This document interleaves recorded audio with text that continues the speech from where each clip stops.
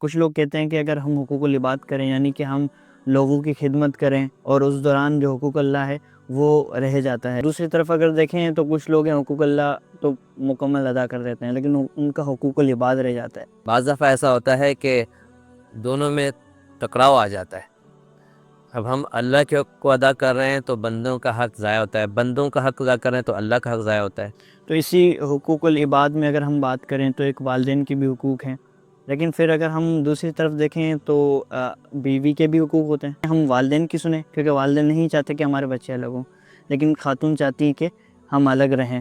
تو اس دوران کیا فیصلہ بہتر رہتا ہے؟ خاص کر کے جو والدہ اور بیوی ان دونوں کے درمیان بیلنس رکھنا نا یہ ایک مشکل کام ہوتا ہے. بیوی کا بھی حق ہے وہی پورا کرنا ہے، والدہ والدین ان کا بھی حق ہے اس کو بھی پورا کرنا ہے. تو کچھ جگہوں پہ نا والدین جو ہے بالکل اولاد کے حقوق ادا نہیں کر رہے ہوتے. بعض لوگ کہتے ہیں یار بیٹا اور والد کے درمیان صلح ہو گئی، ان میں اختلافات. صلح نہیں ہوتی، اس میں صلح برابر کے لوگوں میں ہوتی ہے، باپ اور بیٹا برابر نہیں ہے. یہاں پر بیٹے کے ذمہ صرف معافی مانگنا ہے. میں نے بھی یہ دیکھا ہے، جاننے والا ہے اس کے بیٹا ہوا تو اس نے فوراً فون کیا، میسج کیا، ابھی بیٹا ہو گیا، خوشخبری دی، اور یہ وہ گھر کے اندر بڑا شور شرابہ اور خوشیاں ہو رہی ہیں. بیٹی ہو گئی پتہ ہی نہیں چلا، وہ تو 2 ہفتے کے بعد پتہ چلا اس کی بیٹی پیدا ہوئی، کسی کو نہیں بتایا اسے. تو یہ سوچ جو ہے نا وہ ہے جو اسلام سے پہلے تھی، جس کو ہم زمانہ جاہلیت والی سوچ کہتے ہیں. آج کل مغرب کا پروپیگنڈا ہے کہ بھئی خواتین کو اسلام حقوق نہیں دیتا. آپ دیکھ لیں یورپین کتنے ملک ہیں، 40-45 یورپ میں ملک ہوں گے، ان میں سے کتنے ملک کی سربراہ خاتون ہیں. وہاں پر عورتوں کو ویٹر کے طور پہ، ریسپشنسٹ کے طور پہ ان چیزوں میں رکھا ہوا ہے. باقی جو کمانڈ کرنے والی جو وہ ہے نا وہ مردوں کے ہاتھ میں. شریعت میں ایسا کوئی حکم نہیں ہے کہ مرد دوسری شادی کرنا چاہے تو پہلی سے اجازت دے. ہاں یہ ہے کہ وہ اپنے گھر کے ماحول کو دیکھے. یہ حضرت علی رضی اللہ عنہ کا یہ رشتہ آیا تھا تو آپ نے اپنے صاحبزادی سے پوچھا تھا فاطمہ رضی اللہ عنہ سے کہ تمہارے لیے رشتہ آیا ہے تمہیں قبول ہے. حالانکہ آپ صلی اللہ علیہ وسلم کا اپنا ارشاد ہے کہ میری اپنی بھی کوئی شادی اور میری کسی بیٹی کی بھی شادی اللہ کے حکم کے بغیر نہیں ہوئی. اسلام تو یہ سکھاتا ہے کہ تم دوسروں کا حقوق ادا کرو. انگریزی اور مغربی کلچر یہ بتاتا ہے کہ اپنا حقوق مانگو، اپنا حقوق لو. لیڈیز اپنا حقوق مانگ رہی ہے، جو مزدور ہے اپنے حقوق مانگ رہے ہیں، فلاں اپنے حقوق مانگ، ہر کوئی اپنا حق مانگ رہا ہے. ایک صاحب مجھے کہہ رہے ہیں کہ میں دن کے 600-700 روپے اپنی مارکیٹ میں دکان میں بیٹھتا ہوں، 600-700 روپے ان مانگنے والوں کو دیتا ہوں. میں نے کہا آپ یہ 600-700 روپے جمع کریں، آپ کے مہینے کے بن جائیں گے 20,000 روپے. یہی 20,000 روپے آپ کی دکان میں اگر 3 ملازم کام کر رہے ہیں، 4 ملازم، ان کو مہینے کے آخر میں ایک مہنگائی الاؤنس کے نام پر 5-5 ہزار روپے دے دیں، آپ کو وہ دل سے دعا دیں گے. ہماری ذمہ داری یہ ہے کہ ہم ایسے لوگوں کو تلاش کریں جو واقعی مستحق ہیں.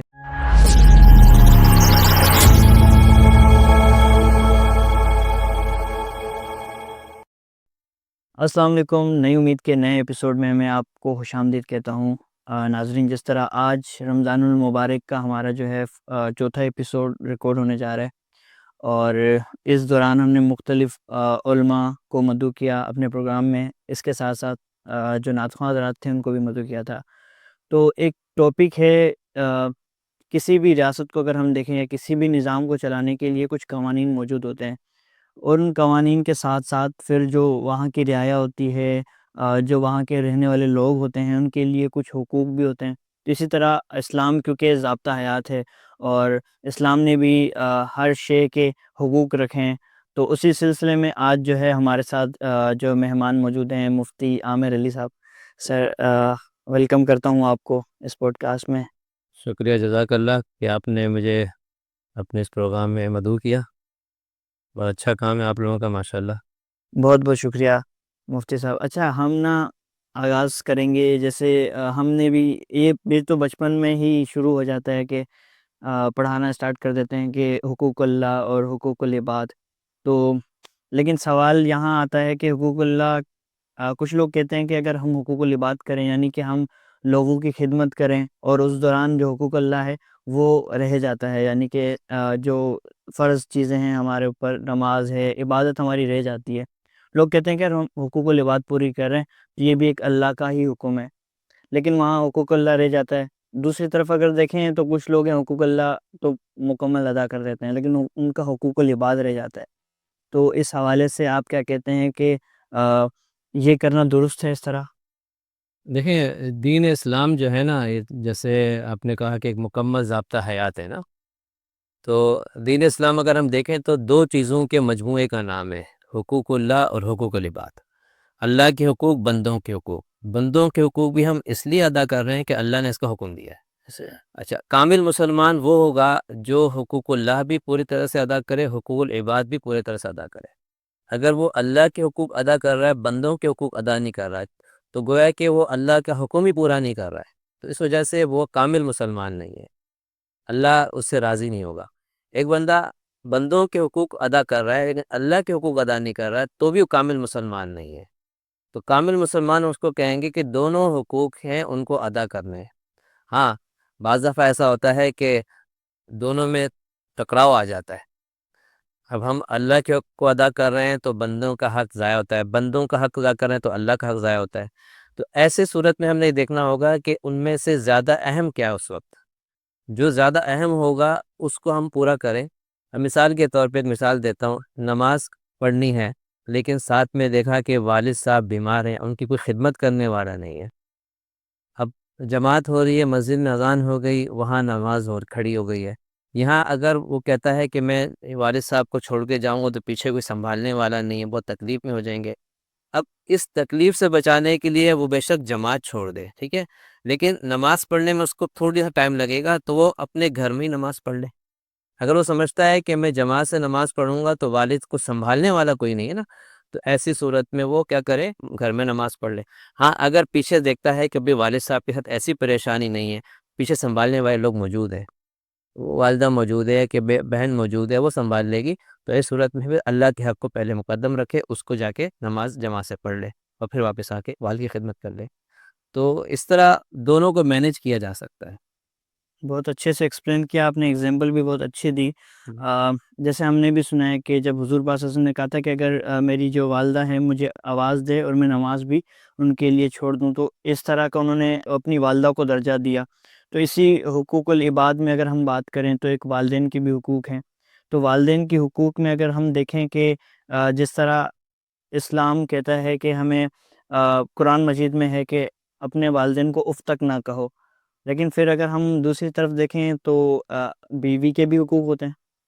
تو اب بیوی کے حقوق ہوتے ہیں تو اکثر یہ کہا جاتا ہے کہ یہ چیز اسلام میں بھی یہ بھی بتائی گئی ہے کہ وہ جو خاندانی ہمارا نظام ہے، مشترکہ جو فیملی رہتی ہے، جوائنٹ فیملی، اس سسٹم اگر خاتون وہ چاہیں تو وہ رہیں اس میں، ورنہ کوئی ان پہ لازم نہیں ہے تو الگ رہیں۔ تو اس دوران ہم یہ دیکھتے ہیں تھوڑا سا لوگ مشکلات میں آ جاتے ہیں کہ ہم والدین کی سنیں، کیونکہ والدین نہیں چاہتے کہ ہمارے بچے الگ ہوں، لیکن خاتون چاہتی ہیں کہ ہم الگ رہیں۔ تو اس دوران کیا فیصلہ بہتر رہتا ہے؟ اصل میں خاص کر کے جو والدہ اور بیوی، ان دونوں کے درمیان بیلنس رکھنا نا، یہ ایک مشکل کام ہوتا ہے ہمارے معاشرے میں خاص کر کے۔ تو اس کو بیلنس رکھنا ضروری بھی ہے، اور تھوڑا سا انسان اپنی عقل استعمال کرے، سوچ استعمال کرے کہ دونوں کی حق تلفی نہ ہو۔ بیوی کا بھی حق ہے، وہی پورا کرنا ہے، والدہ والدین ان کا بھی حق ہے، اس کو بھی پورا کرنا ہے، دونوں میں کوتاہی نہیں ہونی چاہیے۔ اس میں آدمی جو ہے نا کبھی ایسا کر سکتا ہے کہ جیسے بیوی کی طرف سے کوئی ضد ہو رہی ہے اور اس کی ضد پورا کرنے کی وجہ سے والدین کو تکلیف ہوگی، تو پھر کچھ ٹال مٹول سے کام لے لے، بیوی کو سمجھانے کی کوشش کرے اور اس کو بہلانے کی کوشش کرے، تو اس طریقے سے بھی کام چلایا جا سکتا ہے۔ جہاں تک علیحدہ ہونے کی بات ہے تو اس میں پھر یہ ہے کہ آدمی خود فیصلہ کرے کہ بعض دفعہ علیحدہ ہونا مفید ہوتا ہے لیکن بعض دفعہ علیحدہ ہونا نقصان دہ ہوتا ہے۔ مثال کے طور پہ اگر وہ علیحدہ ہوتا ہے، پیچھے خدمت کرنے والا والدین کا کوئی بھی نہیں ہے، گھر میں کوئی نہیں ہے، تو ایسی صورت میں ظاہر بات ہے کہ والدین بھی نہیں چاہ رہے ہوتے ہیں کہ ہم سے الگ ہو، تو اس وقت میں الگ نہیں ہو۔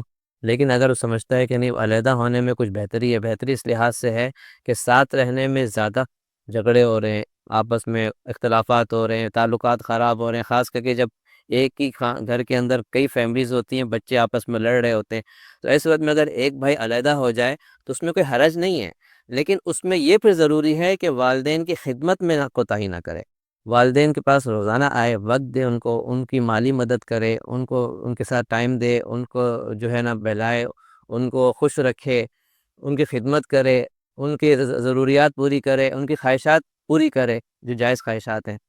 تو اس صورت میں اگر علیحدہ رہتا بھی ہے تو شرعاً اس میں کوئی کباہت اور برائی نہیں ہے۔ اور کہیں کہیں پہ ہم اولاد کی اگر بات کریں تو کچھ جگہوں پہ نا والدین جو ہے بالکل اولاد کے حقوق ادا نہیں کر رہے ہوتے. تو ویسے اسلام میں اولاد کے کیا حقوق ہیں؟ دیکھیں والدین کا حق سب سے بڑا ہے نا. اللہ رسول کے بعد اگر کسی کا حق ہے نا والدین کا ہے. اور قرآن پاک میں تقریباً 7-8 جگہ پر اللہ تعالیٰ نے فرمایا کہ وَبِالْوَالِدَيْنِ احسانہ، والدین کے ساتھ حسن سلوک کرو. اتنا حکم اللہ نے کسی رشتے کے بارے میں نہیں دیا کہ ان کے ساتھ حسن سلوک کرو، اپنے حق کے ساتھ کہ میرے ساتھ شرک نہ کرو، ان کے ساتھ حسن سلوک کرو. ٹھیک ہے. تو اس سے معلوم ہوتا ہے کہ والدین کا بہت بڑا حق ہے. اسی وجہ سے والدین کو اف کہنا بھی منع کر دیا. حتیٰ کہ اگر آدمی کہتا ہے یار میرے والد نے میرا حق ادا نہیں کیا، بعض دفعہ ایسا ہوتا ہے خاندانوں میں کہ والد کی طرف سے اولاد میں سے کسی ایک کے ساتھ زیادتی ہو رہی ہوتی ہے، اور وہ اس کو فیل بھی کر رہا ہوتا ہے یار میرے ساتھ کیوں، پتہ نہیں کیا وجہ ہے کہ مجھے نظر انداز کیا جا رہا ہے، یا مجھے جو ہے نا زیادہ نوازا نہیں جا رہا، دوسرے بھائی کو نوازا جا رہا ہے. تو ایسی صورت میں اگر والدین سے بات کرنی ہو تو ادب کا خیال کر کے بات کرے. اپنا حق مانگنا یہ منع نہیں ہے، آدمی حق مانگ سکتا ہے، لیکن ادب کا پہلو رکھے، بدتمیزی نہ کرے، بد زبانی نہ کرے، ان کو بڑا سمجھ کے بات کرے. اگر وہ دے دیتے ہیں تو ٹھیک ہے، اگر وہ حق نہیں دیتے یا کوئی زیادتی کرتے ہیں تو پھر صبر کرے. اس صبر پہ اللہ تعالیٰ اتنا کچھ دنیا میں دے گا اور آخرت میں تو ملے گا کہ انسان تصور نہیں کر سکتا کہ وہ والدین کی زیادتی کو برداشت کر رہا ہے. اور حدیث کا مفہوم، ایک حدیث سے مفہوم بھی ملتا ہے کہ والدین سے بدلہ لینا جائز نہیں ہے. یعنی کہ والدین آپ کے ساتھ زیادتی کر رہے ہیں نا تو اس میں صرف صبر ہے. بعض لوگ کہتے ہیں یار بیٹا اور والد کے درمیان صلح ہو گئی، ان میں اختلافات، صلح نہیں ہوتی. اس میں صلح برابر کے لوگوں میں ہوتی ہے، باپ اور بیٹا برابر نہیں ہے.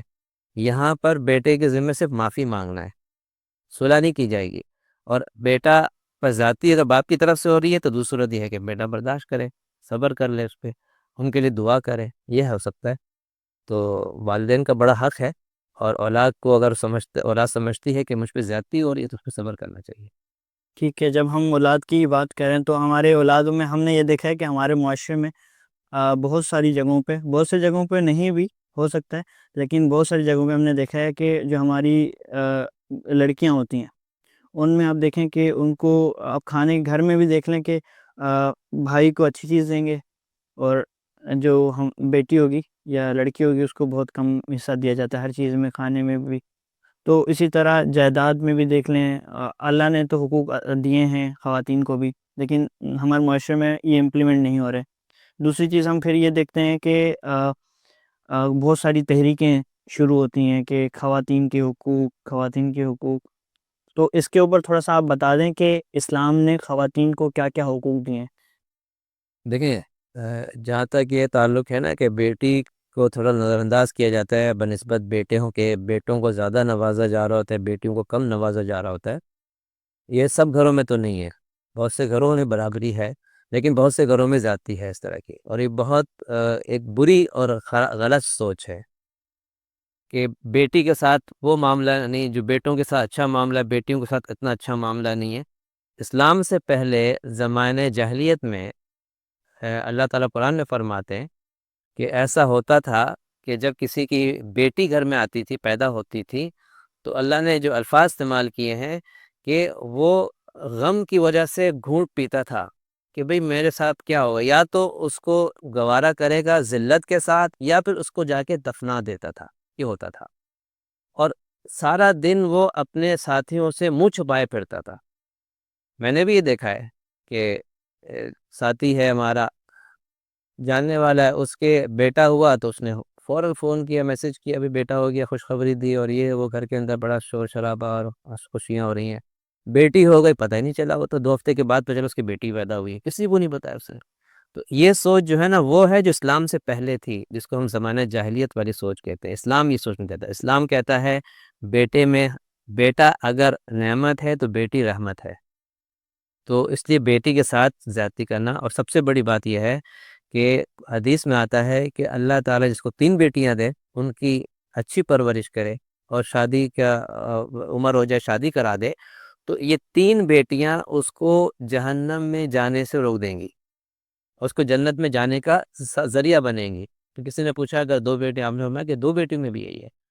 اب یہ خوشخبری اور یہ فضیلت کہ بیٹی سے جنت مل رہی ہے، یہ فضیلت بیٹوں کے بارے میں نہیں ہے کسی حدیث میں کہ 2 بیٹوں کی پرورش کرو گے، 3 کی پرورش کرو گے تو اسے جنت ملے گی، نہیں۔ تو اس سے آپ اندازہ لگائیں کہ بیٹی کتنی بڑی نعمت ہے کہ انسان کو جنت کمانے کا ذریعہ ہے یہ۔ ہماری اصل میں سوچ مادی سوچ بن گئی، ہم ہر چیز میں دنیا کا نفع دیکھتے ہیں۔ تو کچھ ایسے ہم کام کریں جو صرف آخرت کے لیے ہوں، اور یہ بیٹیوں کی جو پرورش ہے صرف آخرت کے لیے، کیونکہ آدمی یقیناً عام طور پہ ایسے ہی ہوتا ہے، ہمارے گھروں میں بیٹیاں کام نہیں کرتی ہیں، شادی ہو گئی اپنے سسرال چلی گئی، تو تو آدمی یہ سوچے نا کہ دنیا کا تو مجھے فائدہ نہیں ہوا، لیکن آخرت کا کتنا بڑا نفع مجھے مل رہا ہے، تو یہ سوچ کے خوش دلی کے ساتھ ان کی پرورش کرے۔ تو بیٹی تو بہت بڑی رحمت ہے، اور اس کی وجہ سے اللہ ہو سکتا ہے اس کو رزق دے رہا ہوتا ہے، تو یہ بھی وجہ ہوتی ہے۔ اور دوسری بات جو آپ نے پوچھی ہے کہ خواتین کے حقوق کا جہاں تک تعلق ہے، تو اسلام سے پہلے خواتین کے حقوق نہیں تھے، اسلام نے جو حقوق دیے ہیں وہ بالکل 100% صحیح دیے ہیں۔ آج کل مغرب کا پروپیگنڈا ہے کہ بھئی خواتین کو اسلام حقوق نہیں دیتا، اور اس کی بڑی وجہ بتاتا ہے کہ اس کو پردہ کرنے کا حکم دیتا ہے، اس کو گھر میں ٹھہرنے کا حکم دیتا ہے، تو یقیناً اس میں اس کی عزت محفوظ رہتی ہے۔ مغربی معاشرہ اب اتنا آگے جا چکا ہے بے حیائی میں، فحاشی اور یعنی میں، کہ اب تو وہ لمٹ کراس کر چکا ہے۔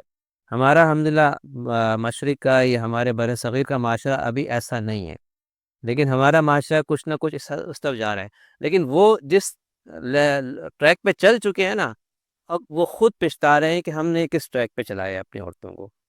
ہر چیز میں برابری کا دعویٰ تو ہے، لیکن برابری پھر بھی نہیں ہے۔ ایسے ہی آپ دیکھ لیں یورپین کتنے ملک ہیں، 40-45 سے یورپ میں ملک ہوں گے، ان میں سے کتنے ملک کی سربراہ خاتون ہیں؟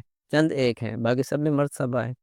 وہاں پر عورتوں کو ویٹر کے طور پہ، ریسیپشنسٹ کے طور پہ ان چیزوں میں رکھا ہوا ہے، باقی جو کمانڈ کرنے والی جو وہ ہے نا، وہ مردوں کے ہاتھ میں عام طور پہ۔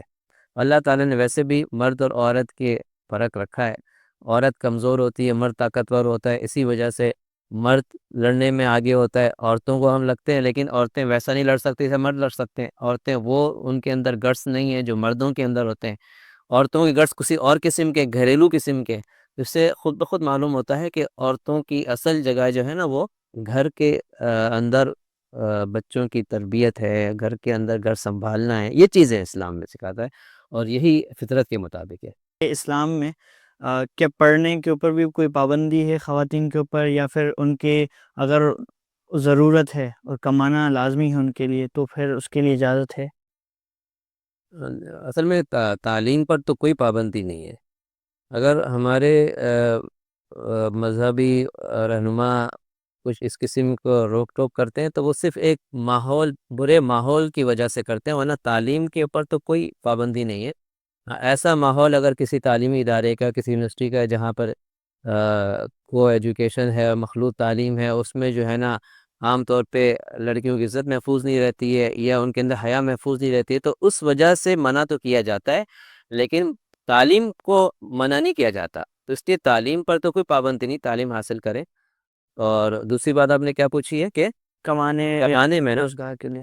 تو روزگار تو ویسے ذمہ داری تو اللہ نے مرد پہ رکھی ہے، الرجال قوامون علی النساء، قرآن پاک میں اللہ فرماتے ہیں کہ مرد کو عورت کا نگہبان بنایا ہے، اور نگہبان اور فوقیت نگہبان کس لیے بنائے کہ آگے خود اللہ تعالیٰ نے فرمایا کہ کیونکہ مرد عورت پر خرچ کرتا ہے، تو ہماری شریعت میں مرد کی ذمہ داری ہے کہ وہ عورت کا خرچہ برداشت کرے۔ جب تک لڑکی کی شادی نہیں ہوتی، والد ذمہ دار ہوتا ہے کہ اس کی پرورش کرے، اس کی تربیت کرے، اس پہ خرچہ کرے۔ شادی کے بعد شوہر ذمہ دار بن جاتا ہے، تو اگر ہم دیکھیں تو عورت پر خرچہ رکھا ہی نہیں ہے کہ وہ اپنا خرچہ خود اٹھائے۔ ہاں ایسی کوئی کنڈیشن آ جائے تو ایک خاص کنڈیشن ہے نا، کہ جیسے بیوہ ہو گئی، مطلقہ طلاق ہو گئی اس کو، اور اس کی کوئی خیر خائی کرنے والا نہیں ہے، اس کا خرچہ اٹھانے والا نہیں ہے، تو ایسی صورت میں ٹھیک ہے، اس کو اجازت ہے، وہ کر سکتی ہے، اس کے اندر گھر میں رہ کر بھی خرچہ برداشت کر سکتی ہے۔ نہیں تو ایجوکیشن ایک ہماری اچھی فیلڈ ہے، اس میں اگر آدمی عورت کوشش کرے اور ایسے ایجوکیشن انسٹیٹیوٹس میں جائے جہاں پر عورت کی عزت محفوظ ہو، اور مردوں کے ساتھ زیادہ اس کی اختلاط نہ ہوتا ہو، یا نہ ہوتا ہو صرف خواتین کا، جیسے ہمارے دینی مدارس بھی ہوتے ہیں، اسکول بھی ایسے ہیں، دینی اسکول بھی ہیں جہاں پر خواتین پڑھاتی بھی ہیں عزت کے ساتھ، ان کو بعض دفعہ مجبوری ہوتی ہے، تو اس مجبوری کی وجہ سے وہ جاب بھی کر رہی ہوتی ہیں، تو عزت اگر محفوظ رہتی ہے ان کی، پردے کا خیال کرے تو کوئی حرج نہیں اس میں۔ کہ کیا لڑکی کو یہ اجازت ہے کہ اگر وہ اپنی پسند کی شادی کرنا چاہے یا اس کو کوئی رشتہ سمجھ نہیں آ رہا تو وہ اس پہ منع کرے؟ ایک یہ چیز، دوسری یہ چیز ہے کہ جیسے جو میاں بیوی میں اکثر ہم نے دیکھا ہے کہ کہا جاتا ہے کہ جو شوہر ہے اگر وہ دوسری یا تیسری شادی کرنا چاہتا ہے تو پہلی بیوی سے اجازت لینے کی ضرورت نہیں ہے، تو اس کے متعلق آپ کیا کہتے ہیں؟ پسند کی یہاں تک شادی ہے نا، تو اس حد تک تو ٹھیک ہے کہ اگر لڑکی سمجھتی ہے کہ یہ میرے جوڑ کا نہیں ہے تو اس لحاظ سے منع کر سکتی ہے۔ تو لیکن عام طور پہ والدین جو رشتہ طے کرتے ہیں نا، تو وہ خیر خواہی کی بنیاد پر کرتے ہیں، کیونکہ اولاد کی سب سے بڑی خیر خواہ کا کوئی ذات ہے نا تو والدین ہے۔ تو اس لیے اولاد کو یہ چاہیے کہ وہ والدین کی جو چوائس ہے اس کو قبول کر لے، کیونکہ والدین بدخواہ نہیں ہوتے۔ ہاں بعض دفعہ ایسا ہوتا ہے، یہ ہمارے معاشرے میں ہو گیا، جیسے اب لڑکیاں بعض بڑی نیک ہو جاتی ہیں، پردہ دار ہو جاتی ہیں، ان کے بچپن میں رشتہ طے ہوا ہوتا ہے، لڑکی کے ساتھ خاندان کا کوئی لڑکا ہے، اس کے چچا کا بیٹا ہے، ماموں کا بیٹا ہے، لیکن وہ لڑکا آوارہ ہے، نشئی ہے، چرسی ہے، چوری کرتا ہے، یہ اس قسم کا ہے۔ اب وہ لڑکی کے ساتھ میچ نہیں کھا رہا ہوتا۔ لڑکی نیک پردہ دار بھی ہے، نمازی بھی ہے، پرہیزگار بھی ہے، لڑکا اس قسم کا بچپن میں طے ہو گیا تھا۔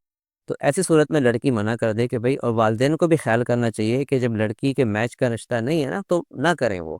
اب یہ کوئی پتھر پہ لکیر نہیں ہے کہ بچپن میں طے ہو گیا تو کرنا ہی ہے، چاہے جیسے بھی حالات ہو جائے۔ نہیں، اب حالات دیکھیں، بچپن میں کچھ اور حالات ہوتے ہیں، بڑے ہونے کے بعد کچھ اور حالات ہوتے ہیں، تو اس کے لحاظ سے ہاں لڑکی خود سے جو ہے نا رشتہ کرے، یہ ہمارے معاشرے میں بہت معیوب سمجھا جاتا ہے، اچھا نہیں سمجھا جاتا ہے باحیا اور پردہ دار خاندانوں میں، شریف خاندانوں میں، اس لیے یہ مناسب نہیں ہے۔ ہاں اگر اس کے کوئی رشتہ دار ایسے ہیں، والدین تیار نہیں ہو رہے، تو اس کے کوئی اور رشتہ داروں سے مدد مانگ لے کہ بھئی میرے والدین شادی نہیں کرا رہے، میری عمر بڑھ رہی ہے، تو پھر وہ دوسروں کے ساتھ رابطے کرے کہ بھئی یہ بھی ظلم زیادتی ظاہری بات ہے کہ اس کی عمر ہو چکی ہے، والدین اس میں کوتاہی کر رہے ہیں۔ اب ایک صاحب کہہ رہے ہیں کہ اگر میں نے اپنی بیٹی کی شادی کرا دی تو میرے گھر میں کام کون کرے گا؟ تو بھئی آپ اپنے فائدے کے لیے اس کا کیوں نقصان کر رہے ہو؟ اس کا موقع ہے شادی کرنے کا، آپ کے کام کرنے والے اور بھی ہیں، آپ کی بیوی موجود ہے، یا آپ خود کام کر لو، لیکن اس کی تو زندگی خراب ہو جائے گی اس سے۔ اور دوسری بات جو ہے، آپ نے کیا پوچھ، شادی والی، شادی میں اجازت، دوسری شادی یا تیسری شادی؟ ہاں مرد جو ہے نا، اصل میں ہمارے ملکی قانون کے لحاظ سے تو میرے خیال سے یہ ہے کہ دوسری شادی اگر مرد کرنا چاہے تو پہلی بیوی سے اجازت لے، لیکن یہ شریف حکم نہیں ہے۔ شریعت میں ایسا کوئی حکم نہیں ہے کہ مرد دوسری شادی کرنا چاہے تو پہلی سے اجازت لے۔ ہاں یہ ہے کہ وہ اپنے گھر کے ماحول کو دیکھے، ٹھیک ہے نا۔ بعض دفعہ ایسا ہوتا ہے کہ پہلی شادی کے بعد جب دوسری شادی کرتا ہے تو پہلی والی سے اتنا بگاڑ ہو جاتا ہے کہ آخر کار وہ پہلی کو طلاق دے دیتا ہے۔ تو یہ عقل مندی نہیں ہے، کیونکہ اگر دوسری کی وجہ سے پہلی کا وہ خراب ہو رہا ہے، گھر خراب ہو رہا ہے، تو اس کے بال بچے ہیں جو بھی ہے، تو یہ بیوقوفی ہوگی۔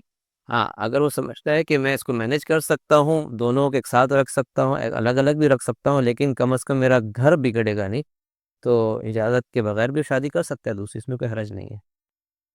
اس سے پہلے جیسے ہم نے بات کی تھی اجازت کے اوپر، تو حضرت علی کا رشتہ آیا تھا حضور پاک صلی اللہ علیہ وسلم کی صاحبزادی سے، تو حضور پاک صلی اللہ علیہ وسلم نے اپنی صاحبزادی سے پوچھا تھا کہ یہ رشتہ ہے آپ کے لیے، کیا آپ کو قبول ہے؟ والدین جب کسی لڑکی کا رشتہ، اپنی بیٹی کا رشتہ کرانا چاہے تو اسے پوچھیں، یہ پوچھنا اچھی بات ہے۔ کہ حضرت علی رضی اللہ عنہ کا یہ رشتہ آیا تھا تو آپ نے اپنے صاحبزادی سے پوچھا تھا، فاطمہ رضی اللہ عنہ سے، کہ تمہارے لیے رشتہ ہے تمہیں قبول ہے؟ حالانکہ آپ صلی اللہ علیہ وسلم کا اپنا ارشاد ہے کہ میری اپنی بھی کوئی شادی اور میری کسی بیٹی کی بھی شادی اللہ کے حکم کے بغیر نہیں ہوئی، اللہ تعالیٰ کا حکم ہوا تو میں نے شادی کرائی۔ تو اللہ کا حکم ہے، لیکن بیٹی کی دلجوئی کے لیے، اس کا دل بڑا کرنے کے لیے آپ صلی اللہ علیہ وسلم نے گویا کہ اپنی بیٹی سے پوچھا کہ بھئی تمہارے لیے رشتہ آیا ہے، حالانکہ رشتہ تو ہونا تھا، لیکن پھر بھی اس کو دل بڑا کرنے کے لیے آپ نے اس طرح کیا۔ جس سے معلوم ہوتا ہے کہ جب بھی اپنی بیٹی کی شادی کرو تو اس سے پوچھو، باپ نہیں پوچھ سکتا ہے، ماں پوچھے، کوئی نہ کوئی پوچھے اس سے یہ ہے کہ اس کا ایک تو حوصلہ بڑھ جائے گا، دوسرا یہ ہے کہ وہ سمجھے کہ مجھے اہمیت دی جا رہی ہے۔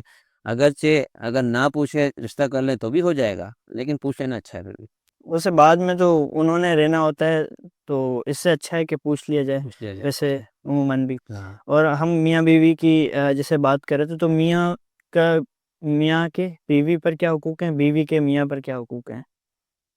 اصل میں یہ جب لڑکی کی شادی ہو رہی ہوتی ہے، لڑکے بیٹے کی شادی ہو رہی تھی نا، تو یہ اس وقت ذمہ داری ہوتی ہے والدین کی کہ بھئی ان کو حقوق سمجھائیں، کیونکہ بڑے حقوق ہیں جو شریعت نے رکھے ہیں، آپ سکھائیں گے نہیں ان کو اور ویسے شادی کر دیں گے تو پھر وہ ایک دوسرے کی حق تلفیاں کریں گے.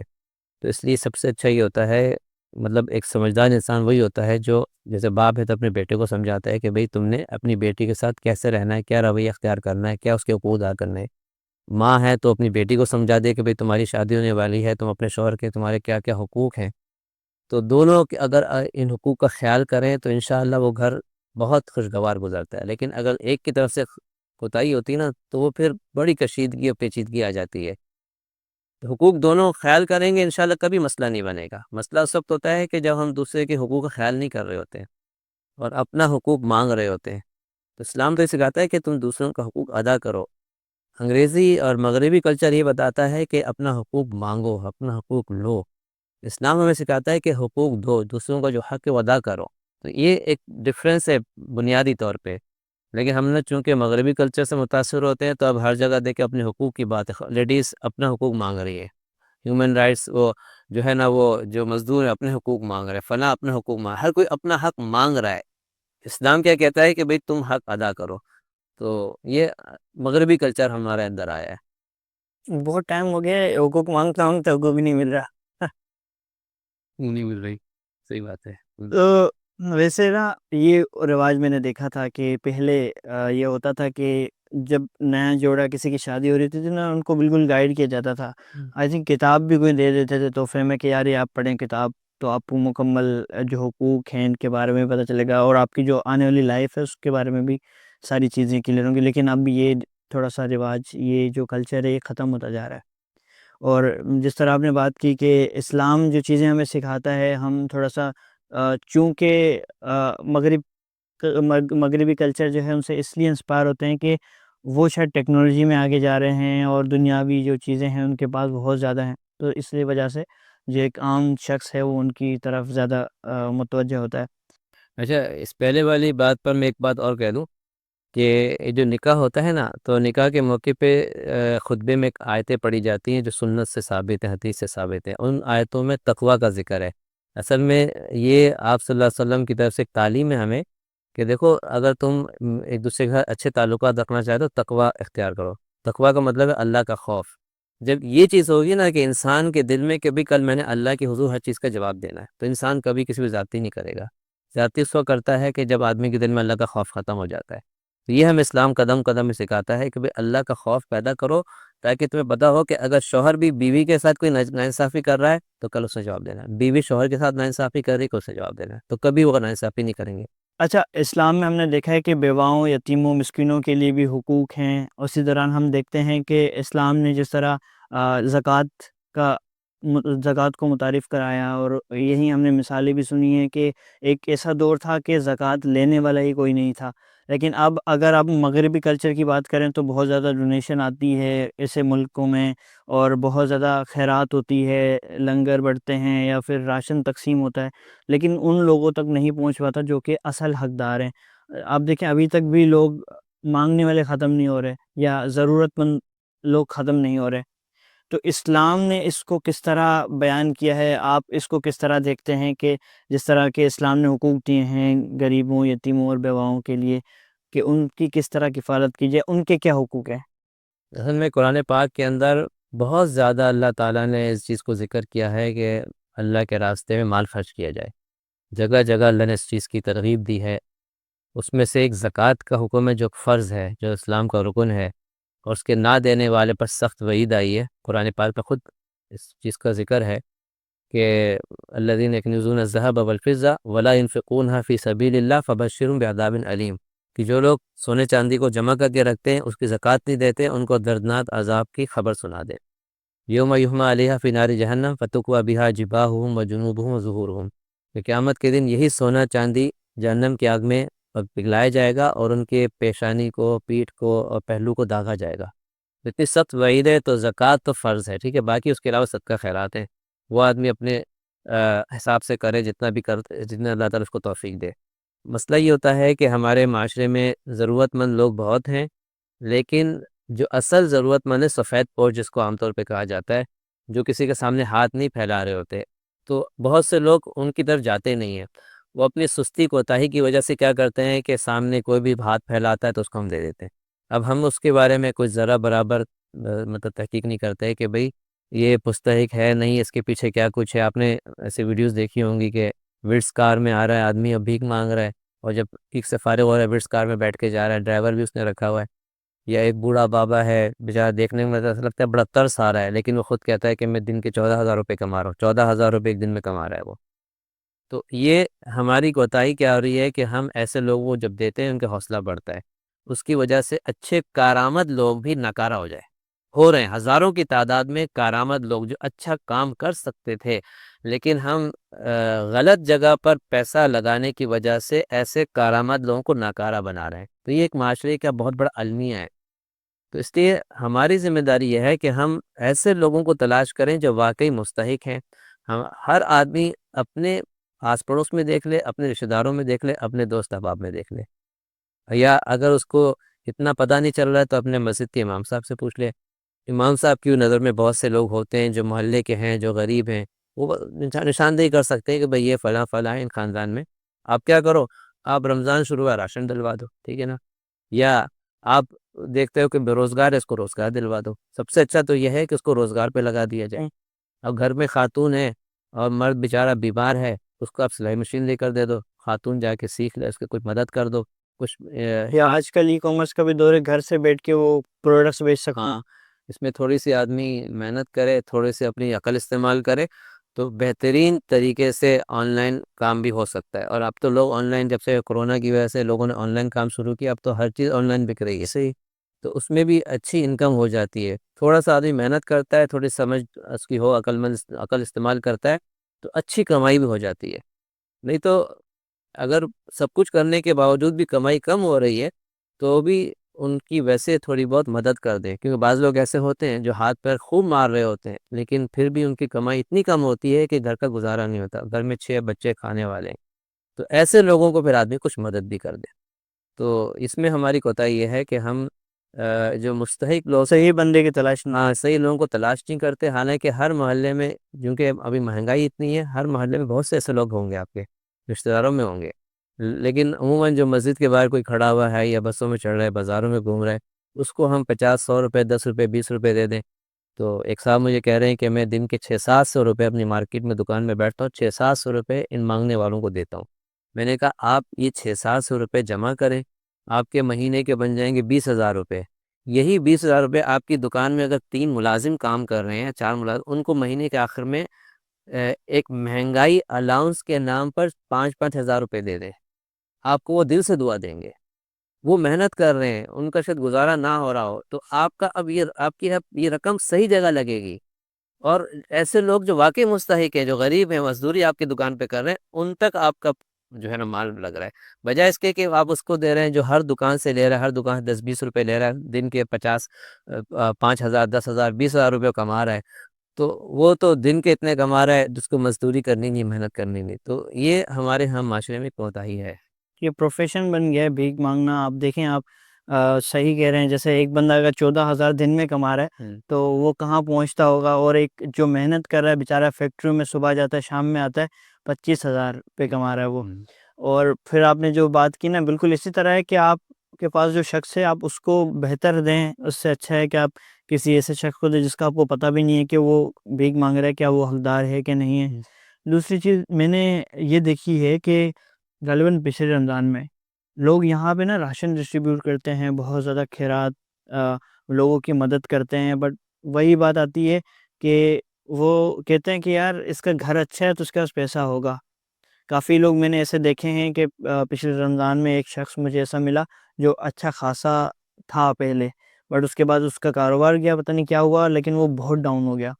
اور بہت ڈاؤن ہو گیا تو اس نے کسی کے ساتھ ڈسکس کیا، تو اس دوران ہمیں یہ چیز پتہ چلی، ورنہ تو ہمیں نہیں پتہ چلتا کہ اس کے اوپر کیا وقت گزر رہا ہے. اس طرح کے بہت ساری فیملیز ہوتی ہیں. دیکھیں، اچھا کام ہے کہ آپ کسی کی مدد کرتے ہیں، بٹ یہ کہ آپ وہ کام جب کر ہی رہے ہیں تو یہ ہے کہ اللہ بھی اس میں راضی ہو، آپ حقدار تک پہنچائیں. جس طرح ابھی ہمارے پاس سحری کے دسترخوان لگ رہے ہیں، افطاریوں کے دسترخوان لگ رہے ہیں. تو وہاں پہ آپ دیکھیں لوگ ایسے جیسے گھر پوری فیملی کو لے کے جاتے ہیں جیسے پکنک پہ جا رہے ہیں، لیکن وہاں پہ اتنا مشکل ہوتا ہے عام بندے کو پہنچنا، 2 بجے وہاں غالباً رش لگ جاتی ہے، تو عام بندہ تو ویسے ہی نہیں پہنچ پاتا، تو اسی وجہ سے سفید پوش تو ویسے ہی رہ جاتا ہے. تو یہ چیزیں ہیں ہمارے معاشرے میں. واقعی عزت دار آدمی کے لیے مشکل ہوتا ہے کہ ایسے روڈ کے اوپر بیٹھ کر کھانا کھانا. ایک عزت دار آدمی ہے، بہت غریب ہے لیکن عزت دار ہے نا، اس کو نہیں گوارا کرتا کہ روڈ میں بیٹھ کے میں کھاؤں. تو اس سے سب سے اچھا ہوتا ہے کہ آپ وہی چیز جو ہے اس کے گھر میں پہنچا دیں. ایسے ہی ہے عامر بھائی، آپ دیکھیں یہاں پہ ہمارے پاس جیسے ایک بحیرہ ٹاؤن کی شاید راشن آتا ہے ہمیشہ، تو وہ کیا کرتے ہیں گلی میں آتے ہیں ڈائریکٹ ہر گھر کے سامنے رکھتے جاتے ہیں. یہاں تک ہمارے گھر سے تھوڑا پہلے ہی وہ چلے جاتے ہیں. 2 بار آئے تھے، پچھلے سال بھی آئے تھے. تو اب آپ دیکھیں وہ ہر گھر کے سامنے رکھتے جا رہے ہیں. اس میں بہت سارے لوگ آگے بھی رہتے ہوں گے جو بیچارے حقدار ہوں گے، تو وہ کیا کرتے ہیں اپنا کوٹا پورا کرتے ہیں، بس اتنے گھروں تک دے دے چلے گئے. تو اس طرح ہونا چاہیے کہ یہ کہ پتہ ہونا چاہیے، کون ریسرچ ہونی چاہیے، اگر آپ کر رہے ہیں تو کام پورا کریں، اچھے طریقے سے کریں. بس سروے ہونا چاہیے، اس کا سروے ہونا چاہیے. باقی جیسے وہ جو غیر مسلم ہیں ان کے کیا حقوق ہیں، کیونکہ وہ بھی ہمارے ہی معاشرے میں رہتے ہیں، اور اسلامی معاشرے میں ان کے لیے کیا حقوق ہیں؟ غیر مسلم، ظاہری بات ہے ایسے غیر مسلم کو ذمی کہتے ہیں شریعت کی اصطلاح میں، جو کسی مسلمان ملک میں رہتے ہیں. جیسے ہمارے پاکستان میں ہندو بھی رہتے ہیں، کرسچن بھی رہتے ہیں، سکھ بھی رہتے ہیں، تو یہ ذمی کہلاتے ہیں. ان کے حقوق وہی ہیں جو مسلمانوں کے ہیں، مطلب ان کی جان کی حفاظت کرنا، ان کی عزت کی حفاظت کرنا، ان کے مال کی حفاظت کرنا، یہ ایک مسلمان اسٹیٹ کی ذمہ داری ہے. اور ان پر زیادتی ظلم کرنا یہ بھی ویسے ہی ہے جیسے کسی مسلمان پر ظلم کرنا. حتیٰ کہ اگر کوئی مسلمان کسی غیر مسلم کو قتل کر دے تو قصاص میں مسلمان کو قتل کیا جائے گا. یعنی اس کی جان کی وہی ویلیو ہے جو ایک مسلمان کی جان کی ویلیو ہے، اس کے مال کی وہی ویلیو ہے جو ایک مسلمان کے مال کی ویلیو ہے. تو اس سے معلوم ہوتا ہے کہ اسلام میں غیر مسلم کو بہت حق دیا ہے. یہ پروپیگنڈا ہوتا ہے کہ مسلمانوں کے ہاں اسلام میں جو ہے نا وہ غیر مسلموں کو حق نہیں دیا. ایسی بات نہیں ہے. وہ جو قتل کرنے کا جو قرآن پاک میں ذکر ہے وہ سب میدان جہاد کی بات ہے. میدان جہاد میں جب مقابلہ ہوتا ہے تو ظاہری بات ہے اس کا تعلق صرف اسلام سے نہیں ہے. وہ تو آپ انگلینڈ کی، امریکہ کی حکومت سے بولو، وہ بھی بولے گا بھی ہم تو لڑیں گے، ہم تو ماریں گے دشمن جو مقابلے پر آئے گا. اسلام بھی یہ کہتا ہے کہ آپ کے مقابلے پہ جب دشمن آ رہا ہے تو اس کو آپ مارو گے، اگر نہیں مارو گے تو خود مارے جاؤ گے، تو خود ہار جاؤ گے. تو وہ ایک الگ صورت ہے کہ جو میدان جہاد میں کافروں کو قتل کرنا. تو اس میں کافر مقابلے پر آ جائے، بعض دفعہ وہ منافق بھی آ سکتا ہے جو مسلمانوں کو نقصان پہنچا رہا ہے.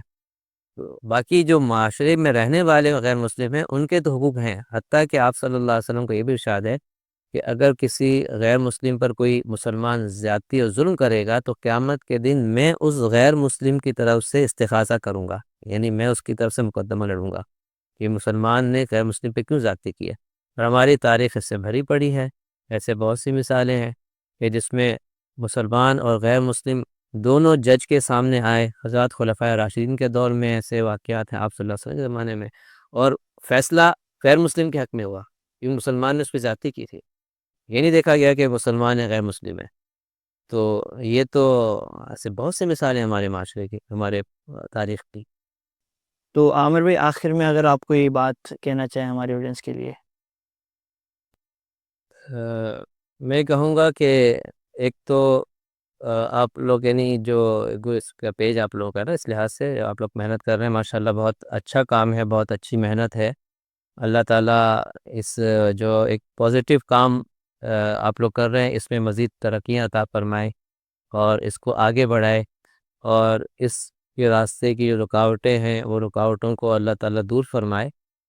اور ساتھ میں یہ ہے کہ ہمیں کوشش کرنی چاہیے کہ ہمارے معاشرے میں خاص کر کے جو سوشل میڈیا کے ذریعے سے اس زمانے میں جو پازیٹیو کام ہو رہا ہے اس کام میں ہم اپنا بھی حصہ ڈالیں، اور اس میڈیا کو ہم اچھے مقصد کے لیے استعمال کریں، کیونکہ اس کے اوپر برائی اور شر یہ بھی بہت زیادہ پھیل رہا ہے. تو اب اس کا مقابلہ اسی صورت میں ہو سکتا ہے کہ ہم خود اس میدان میں آ کے ان کا مقابلہ کریں. اگر ہم اس میدان میں نہیں آئیں گے تو ظاہری بات ہے کہ اس شر اور برائی کو اور زیادہ حوصلہ ملے گا، تقویت ملے گی اور بڑھے گا. تو اس قسم کے پلیٹ فارم کے اوپر آپ لوگوں کی محنت ماشاءاللہ اچھی ہے، اور اللہ تعالیٰ اس کو قبول فرمائے.